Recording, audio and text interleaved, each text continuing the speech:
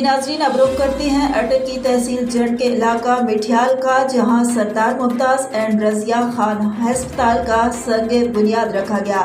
संग बुनियाद सरदार मुमताज़ खान ने ईंट रख कर बुनियाद रखी। बाद अज़ा मकामी मार्की पर एक पुरवकार तकरीब का इनेकाद किया गया, जहां मुकर्रीरीन ने सरदार मुमताज़ की समाजी खिदमत को सराहा और उनकी इलाके के लिए कुर्बानियों को खिराज तहसीन पेश किया।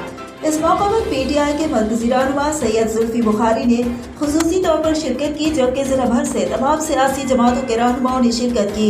इस मौके पर सैयद जुल्फी बुखारी का कहना था कि सरदार मुमताज़ इस पसमानदा इलाके में जदीद तरीन हस्पताल इलाके की अवाम के लिए खुसूसी तोहफा है।